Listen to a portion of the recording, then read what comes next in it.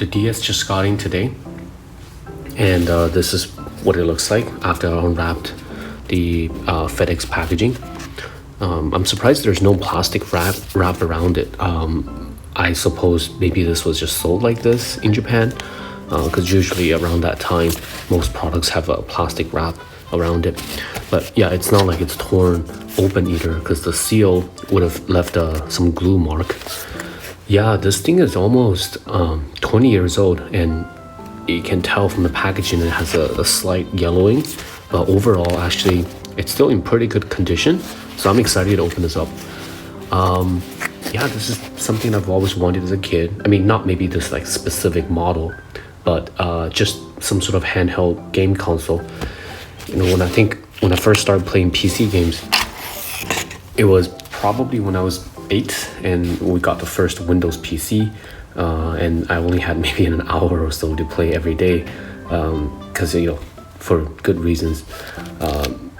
I wasn't allowed to spend too much time on a computer playing games, but yeah, and I don't think this was available where I lived back then. So yeah, having a game console on your hand was also something that seemed very magical. So anyway, because now I get to relive the moment. This seems to be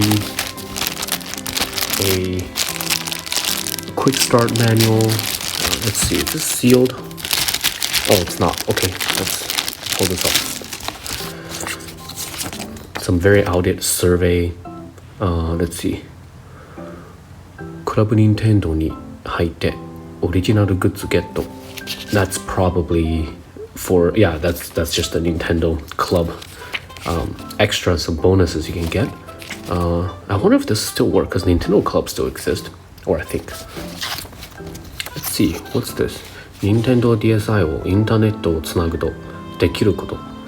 So this is what happens what you can do if you connect the Nintendo DSi to the internet. So you can download DSi exclusive software. You can enjoy the built-in software with more, to a larger extent, more features. You can online play with others. Well, too bad the eShop is closed at this point in 2023. It would be nice to kind of use that, especially because some of the games I wanted to play actually is from Nintendo eShop only. So yeah, I'll need to figure out how to get that on my DSi. Maybe I'll probably use a custom firmware or something. So some point stuff, and then some basic instructions on how to use the manual. Oh yeah, so here are some of the catalog of stuff you can get with with points. Cool. Yeah, I think nowadays most of the popular consumer electronics don't come with a lot of paper manual anymore. But back then, I always found the design of these layouts and stuff quite interesting. Like, how would you go about designing this manual? I mean, I don't know how many people read them. Probably not a lot, but I was a fan of some of these brand design languages in these things. So this is the quick start guide. Kantan Start Guide. There's this, yeah, probably just some basic settings you'll go through. We don't need this. The firmware on the device I think is intuitive enough, and I've played with one of these before, so it shouldn't be too hard. But yeah, how to use the camera, how to play with sound, play with photo. What's this? Touch screen が正しく反応しないときは some troubleshooting. Okay, let's see what else we have here. 基本編取扱説明書. So this is a full manual with all the details. It's interesting. I found that most manuals you buy, most products you buy, the manuals that came with the products wouldn't have hiragana on top of the kanji, which are basically phonetic guides for younger Japanese children who don't yet know how to read all the kanji. So yeah, your target audience also includes a lot of children, so it makes sense to have. this is an even thicker one. Yeah, maybe I'll read through these when I'm bored or can't sleep or something. But I'm pretty sure most of these are self-explanatory once you start exploring the menu. Let's see what's this. Sabodo book. This is a troubleshooting manual. Very nice. I like how these are color coded, so you can quickly, so you can see each section is corresponded with the color, and then you can just quickly go to that section without having to page through it. Very nice design. All right, let's put these aside, or rather back into the wrapper. Oh, I see the stylus is actually packaged separately. That's interesting. Let's take out the main thing first. You know what? Let's save the best for last. Let's check out the stylus. Well, just as you expected. Still wish it was a bit longer, but I think only on the 3DS, the larger 3DS, that they had a really long stylus. Yeah, this is quite short, but oh well. It's not like I'm going to be writing essays with these anyway.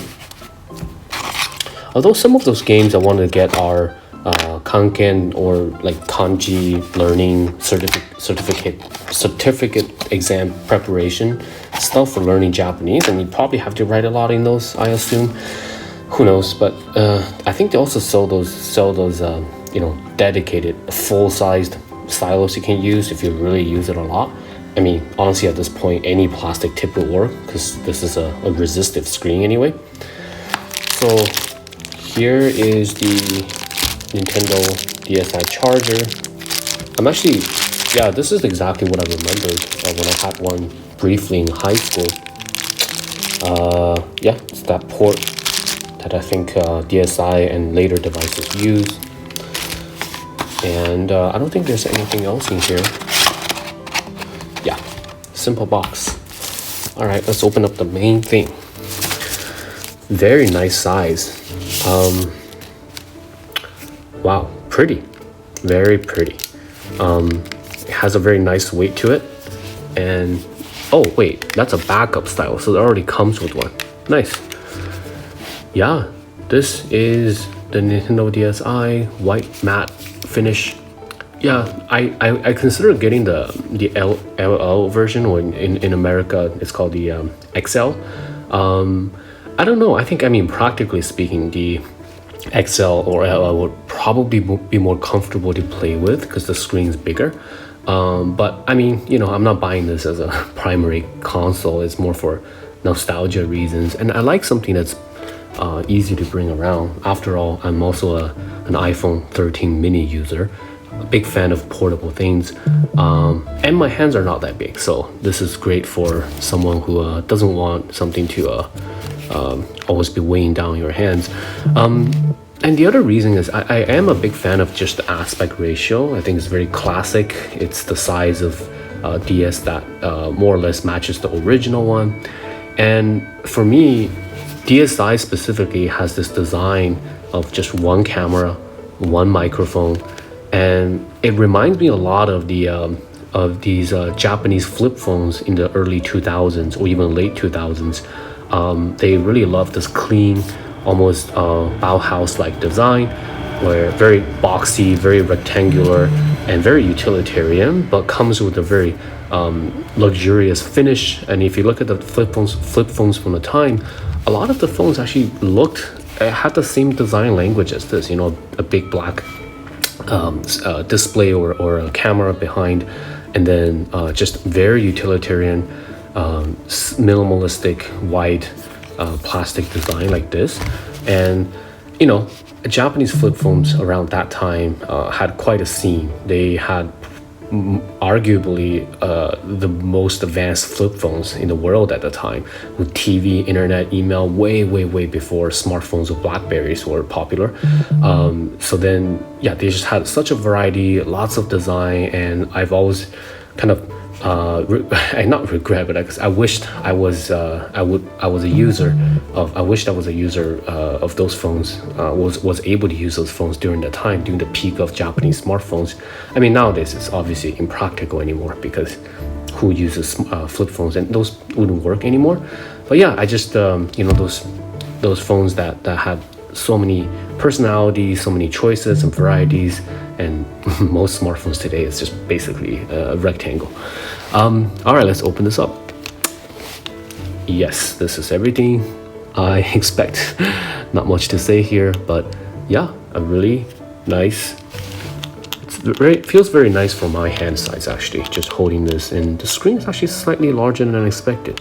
Yeah, I mean, everybody on YouTube made it sound like the screen is super tiny, but I don't. I mean, hello there, but I don't think it's gonna be that big of an issue. Actually, let's see if this turns on. I suspect the battery is dead. Oh yeah, it's very dead. Yep. It just flashes once and then it just dies immediately. So I'll probably have to plug this in. Let's see what else. So this is the SD card slot. I like that it's full-size SD card, so much easier to pull in and pull out. And also I have a bunch of SD cards that are lying around from cameras, so that's perfect. I don't need to use an adapter. I might have to replace the battery if it's too old. So we'll see. And here's the headphone jack. It just feels so nice. It's so cute, you know? The color, the size, the controls, and it's the perfect little form factor for my hand size. All right, I got this plugged in, so should be able to set it up now. Let's see.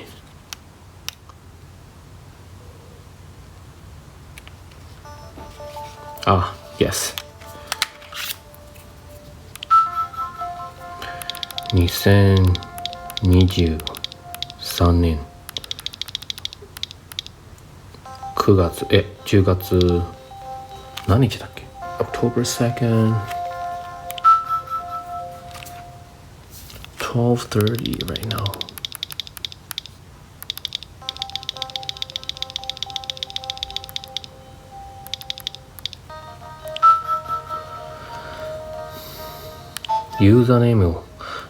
Username. Well, I guess I'll just put something. All right, got past all the birthdays and all that stuff, and now we're at the color choice screen.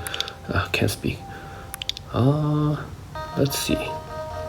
What will match the color of the device well? This is nice. I'll just go with the blue for now. The sound design is lovely. Everything's very bubbly, has that, you know, Fruitiger era type of feel to it. That's what it says. Parental control. Oh, parental control. All right, don't need for that. That's the classic startup sound. Just makes you want to play, doesn't it? Here we go. Nintendo DSi はカメラを使います。写真を撮ってみましょう。カメラを使いましょうか。This is for trying out the camera. I think we're good for now. 保存した写真は Oh, I see. Okay. Yep, just telling me where the photos will be stored. I think because the camera was, you know, one of the main new features of this thing. Yeah, if I plug in a game, it will show up here, but otherwise all the built-in stuff is here. Oh, I love these little box design. Looks like those IKEA wall mount shelves. How many of them are there? Ooh, a lot. I wonder if you can make the menu smaller. Not really, huh? Okay, well, here's the main machine, and we'll see when the games get here.